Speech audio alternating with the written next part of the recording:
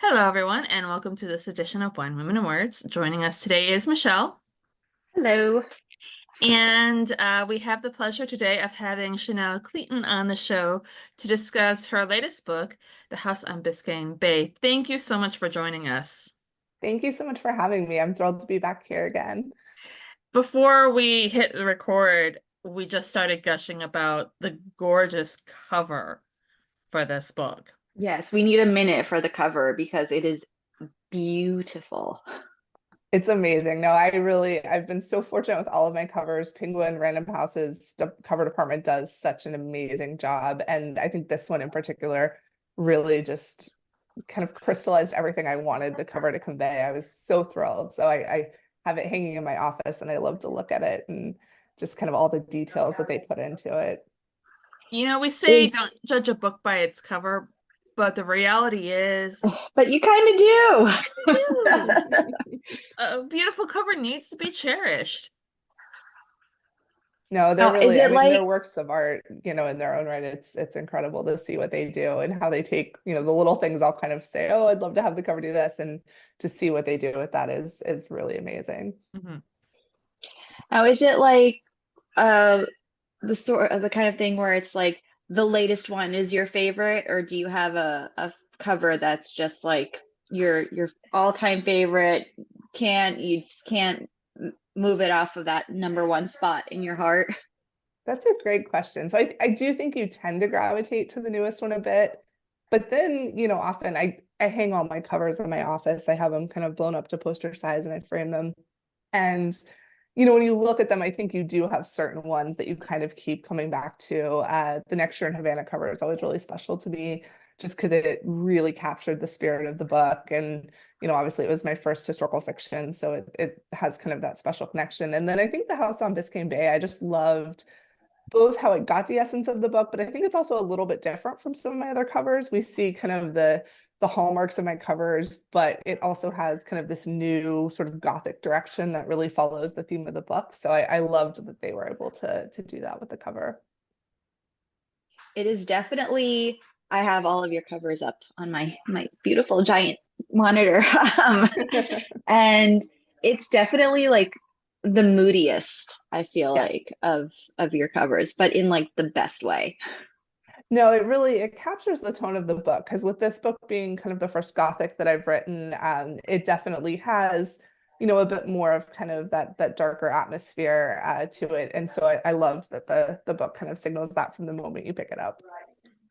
And that's something we do want to get into is the Gothic aspect of the book.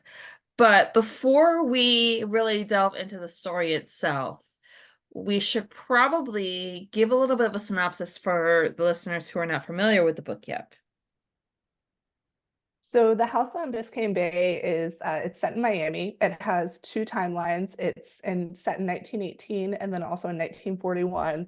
And I have two heroines. The first heroine in 1918 is Anna Barnes, and she sort of finds out, this isn't a huge spoiler because it's in the first chapter of the book. She finds out that her husband has been building this enormous estate along Biscayne Bay in Miami and has kept the entire thing a secret from her. And she has no desire to leave Manhattan and come down to Miami, which at the time was very remote. Although this is a time period where you start to see kind of these large mansions being built around Florida.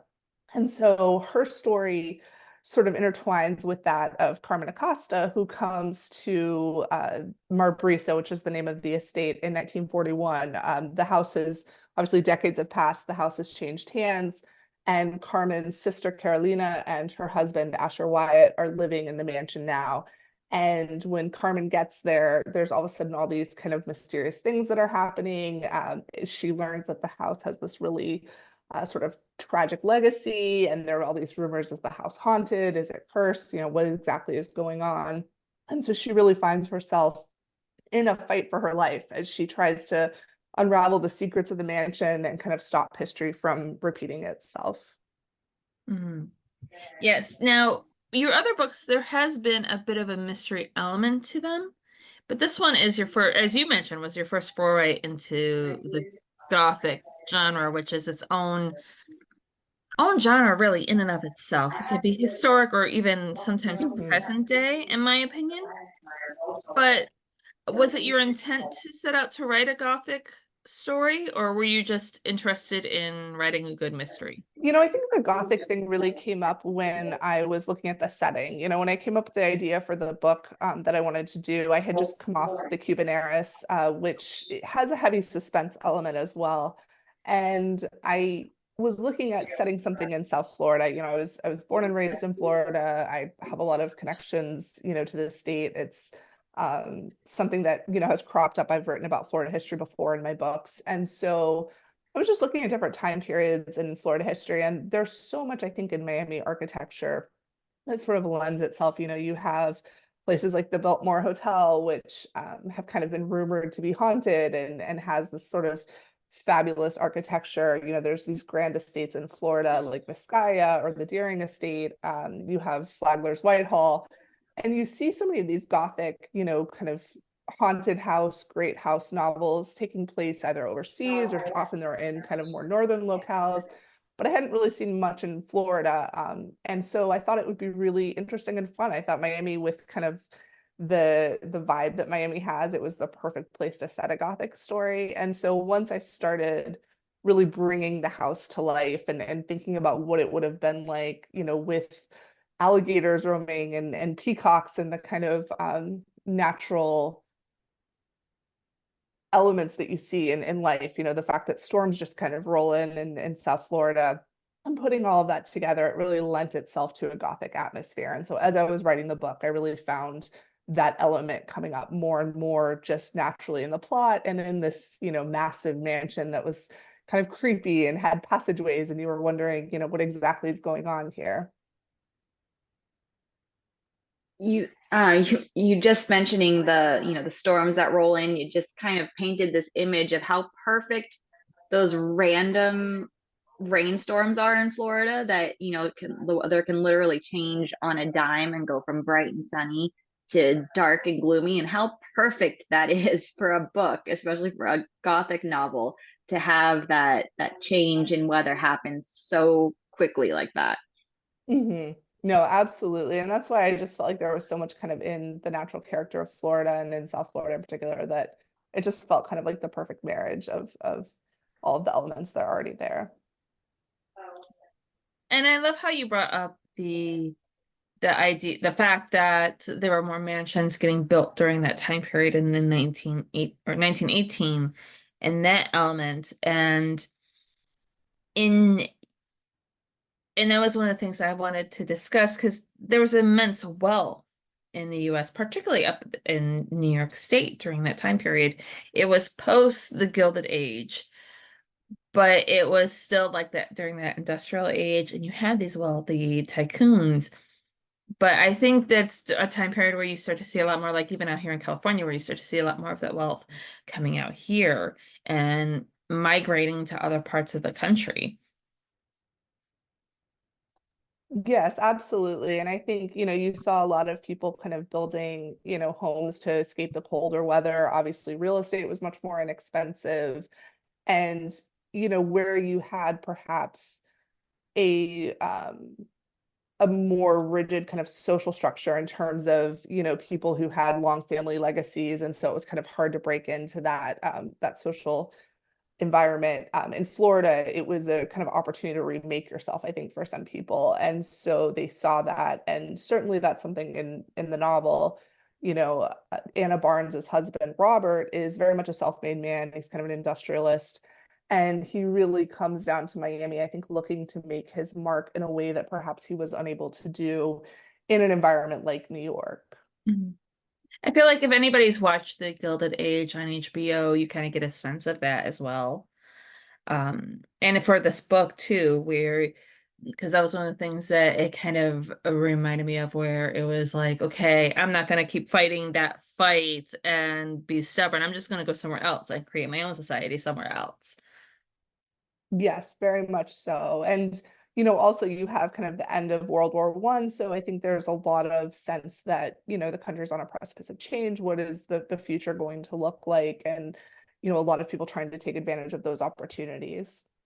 I love that time period between World War One and World War Two, because the country's going through so much, and you have this element of um, these morals that they're trying to impose on people. That's why a lot of the Lost Generation ended up going other places, like into Europe and whatnot. But that time period is so fascinating. You've got the Roaring Twenties, you've got the Depression, and yet you still have this, you know, simmering pot of unrest that's happening in Europe. And that also brings me to the other, your other time period, because it's 1941, correct? That the next time period. Yes, so it's right before the US enters the war. And that was also very much an intentional decision because I thought you really were juxtaposing two periods of time when there is this sense of uncertainty. You're on the precipice of change. And, I think that obviously would affect how people live their lives, because you know that the future isn't going to look like what it does now, but you can't exactly predict what it does. And there are all these external forces that are happening that are outside of your control, and yet you kind of still have to go on with your daily life, despite the fact that the world around you is changing so significantly. I did have not so much a question, but more of a comment about what you were saying about that juxtaposition of the 2 years for the time periods of the two timelines, and how one, coming just after World War II, it must have been such a time of uncertainty, but kind of, tinged with relief. Like it's over now. It's a matter of like picking everything up and starting to move on. And then flip to just before the US enters World War II, it's uncertainty with tension. So you have that extra like uncertainty of, it's, we're not picking up the pieces, everything's about to fall apart, what's going to happen. Yes, no, absolutely. And, in that post 1918 time in Florida, it's actually interesting because Dade County, which is where Miami is a dry county at this time. So we're pre-prohibition. But even though it was a dry county, it was very much kind of a dry county on paper because you had, these enormous parties happening and everyone knew they were happening. And I think it is what you're kind of saying, that pent up sentiment of we've just come through something very difficult and horrible. And obviously, we see this with the Roaring Twenties as well, this kind of need to let loose a bit. And it's funny, I don't know about either of you, but I've lived in a dry county, and it really is not as effective as they like to think it is when it comes down to it. And I have it, and I did find it so interesting kind of going through the history on it, because, obviously we're pre-prohibition, but it was interesting to see that, kind of law enforcement was very aware of it, would, see it, and just wasn't really something that was enforced. Yeah, we lived in Texas at the time, and I had friends who lived in a dry county. And it was like, okay, well then, time to go for a liquor run. So let's just go a couple hours, not even a couple hours, just a couple miles over the county line to go Hmm. pick up some alcohol and bring it back. It was, especially in this day and age, it was just pointless.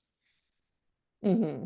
And I think my husband and his friends went from Dallas to Kansas, somewhere in Kansas, to do an epic beer run just for the heck of it because they could. Oh. Because apparently there was Kansas doesn't allow for stuff to be taken out, like alcohol to be taken out of the state. Oh. And there was a beer that they really liked, so they just did a big road trip to go get that beer. Any excuse for a road trip. Yes. Apparently, yes.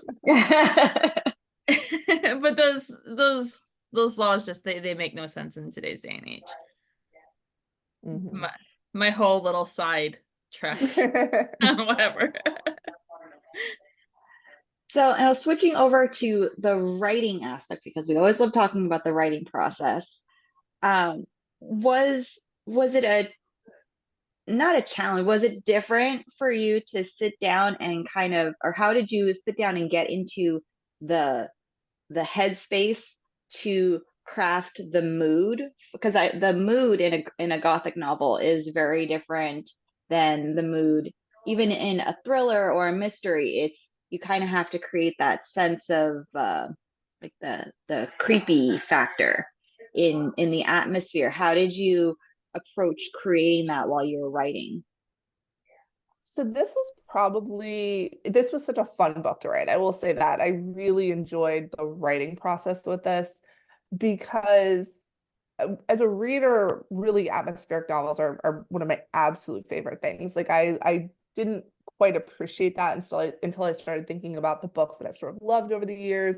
That feeling when you kind of start flipping the pages in the beginning and you're like, oh, this is going to be a great one for me. Like, you get that kind of like tingle at the base of your spine, like this is the book. And so I realized I really love those books that you're kind of immediately sucked into this setting that feels like wholly immersive, and you get the other elements, be it the weather or, with the house on Biscayne Bay. One thing, I don't know if people know this, but peacocks make this really kind of unique shrieking sound.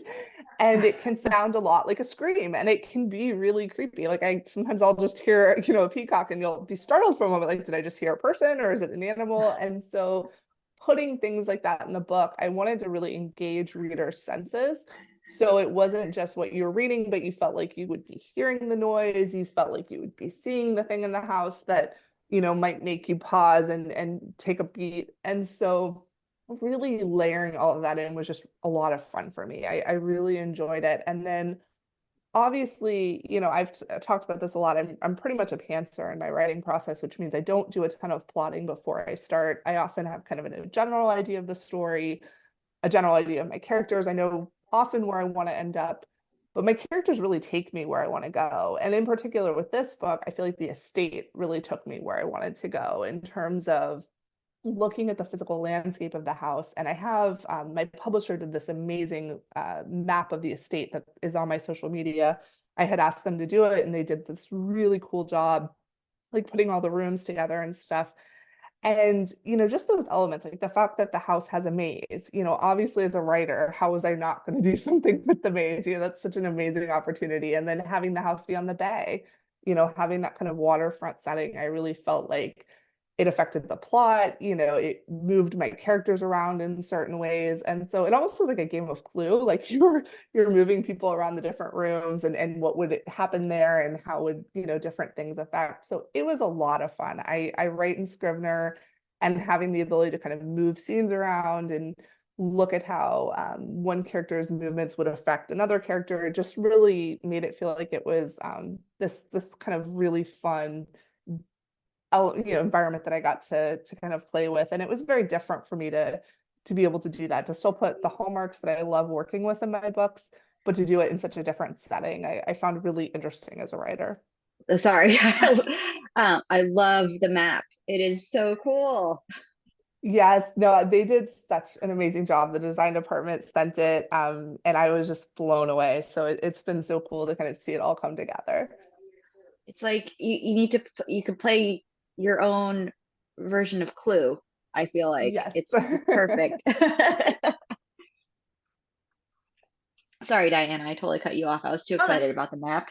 that's okay. I mean, the map is something worthy to be excited about because I was going to be excited about another Scrivener girly. Because as we are also discussing before we went on air, Scrivener is so great when it comes to drafting novels, in Mhm. my opinion. No, absolutely, especially with different timelines.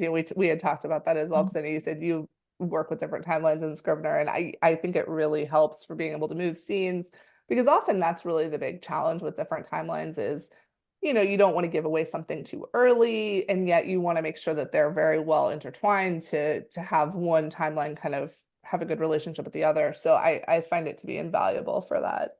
Yeah, and I used for Antoinette's sister, the I used Scrivener because I had letters in between the chapters, and I had to be able to move the letters around in the book to see which letters properly matched up with what I wanted to say in the chapters. And being able to use Scrivener to just move those letters around was so helpful for me in creating the story because then I didn't have to deal with Word and all of that. Absolutely. And did you know that you can actually like color coordinate stuff? Yes, no, I love that. So I love organization, like that's my thing. No, that's what I do. I color coordinate the characters, so I can see kind of pretty easily where I switch, and honestly, it just gives you a really quick visual on if it's balanced or not, which I find to be really helpful as well. Mhm. I love the fact that you do it to color coordinate your characters. Um, Mhm. I've seen others use it for location. Oh, that would be interesting. Yeah, yeah. Though I found out about the color coordination from Kate Quinn because she was using it for location because she Oh. had a book. I forget which book it was, but she had multiple locations for her story, and so she had it for each one. And I was like, "Ooh, I like." That's an interesting, yeah, that is interesting. And I like what you did for the character side of it too, Yeah, which that's really cool to make sure it's balanced. I hadn't thought of that. That's really interesting. Or kind of too, it'll help you see if like you've gone too long without going into a section and it wasn't necessarily intentional. You just didn't realize, you've not visited with a character for a bit. It's kind of helpful to be able to see like, oh, I've had 7 scenes from this person's perspective. Like maybe I want to change that. So. and you've done quite a few. If I'm not mistaken, you've done more than one dual timeline, correct? Yeah, I've done quite a few at this point. I can't remember. I'm trying to think. Next Year in Havana was, this one is. I've done dual timeline where, well, I've done dual POV, but it's Mhm. the same timeline, and then I've done dual timeline where you're in different time periods. So it kind of depends. But I like working with that. I think particularly with historical fiction because I find that in a lot of my books, I really kind of look at the sense of the past informing the present and looking at that kind of historical relationship. And so doing that kind of dual timeline, I think really lends itself to bearing that out. Mm. Now, for those who are of our listeners who are writing dual timelines or thinking about doing a dual timeline, are there any little tips that you would like to impart for them? So I think what we've talked about Scrivener, definitely that is super helpful in terms of just the organizational craft side of it. I Mhm. think that, you always want to make sure that there's a reason why both timelines are there. You want to have a significant linkage between them. I hear from readers sometimes that can be a frustration if they feel like there's not enough of a relationship between the two for it to make sense. So you really want, I think both timelines always have to be imperative to the overall story. And if they're not, then look at, why you're telling it that way. And be it the relationship between the characters, something in the plot that's linked. But I think that is really important. And then you want both timelines to be, I think, pretty fully fleshed out so that readers don't feel like one, they might prefer over the other. You want both to be on their own capable of being standalone. So something I learned with Next Year in Havana is often I'll read the scenes just from one timeline together to Mhm. see if it feels like there are still cohesive story arcs and everything flows the way it needs to. And then I'll read the other timeline as well. And so it's like you want them to both stand alone, but also work well when they're intertwined. And, sometimes you have different motives for each timeline. And so I think evaluating that is also important. Yeah, it's that Tabrita Wood had also we had her on and she that was something that she had done for her book um was also doing the reading both timelines. And I just think that's just such a brilliant idea to be able to read them separately, to be able to get a sense of the story itself in and of itself. And also character arc, I think definitely. And sometimes you purposely do withhold some things for, kind of the unveiling of secrets throughout the plot. And so, obviously there's a little bit of trial and error there in terms of what works, but I think that has kind of helped me to spot things that I otherwise might have missed because it can be easy when they're kind of interwoven to miss something like that. Mhm. Well, I know we have definitely kept you for your half hour and maybe a little bit over that. So, for our final question that we have for you is, I mean, Michelle, should we do the plot? I mean, we already know that Chanel's a pantser. I think, yes, I think we may have already Yeah, we discussed already that did on that. a Yeah. past interview. Yeah, so So we maybe we'll jump to our our yeah, new favorite last question. yes. What are you currently reading? So I just came off deadline I just turned in my 2025, yes, 2025 book to my editor. So I had not been reading for months and then I got like really excited that I could read.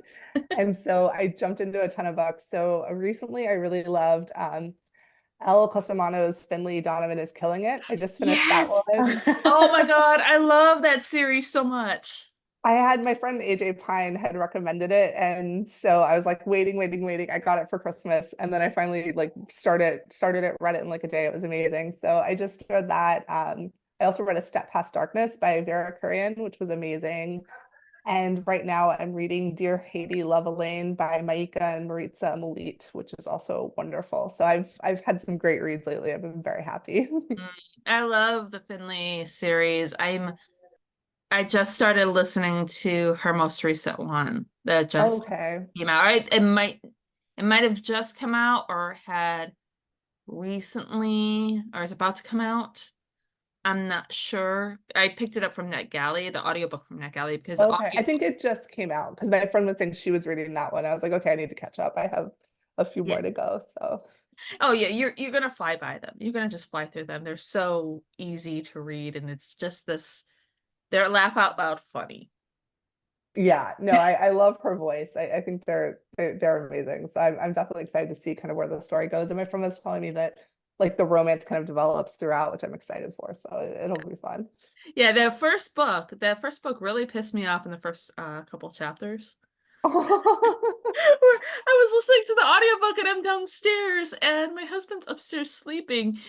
And for those of you who haven't read it yet, it's that first section. It's really frustrating because the author is just being shit on by everybody around her. And I Yeah. got so mad that I'm like slamming cabinets and everything because I'm like, they said something about being a writer wasn't a real job, and I slammed a cabinet and I was like, oh crap, my husband's sleeping. Oh. No, I think that series, like especially if you're a writer, it has kind of like extra, like a lot of the jokes and stuff you definitely can relate to, Mhm. and the way she talks about like writing process and stuff. Yeah, so they're Yeah. awesome. She's our dream author to get on the podcast because Oh, that would be a fun one, that fun brain to pick, I think. absolutely. But your brain has been so fun to pick about everything from Scrivener to writing Gothic. I'm sorry, did I just completely fangirl about another author while we're No, no, that's the best part of the job. No, I'm always a reader more like first, so I love talking about books, and it's so much fun to do that. All of a sudden I realized I was like, oh shit, what I No, do? no, now I'm excited. Now I'm like, Chanel's gonna okay, get off I the need to interview read and be like, books. never again. That's it. No, Not coming back to this podcast. no, no. I feel like honestly, I mean, with this job, it's like if you don't love books, it's kind of not the right fit maybe. So it's the best part is being able to chat about reads that we all love. Yeah, people ask what's your advice for new authors? And mine has always been read everything from the back of shampoo bottles to the classics. Just read. That's the most Yeah. important thing.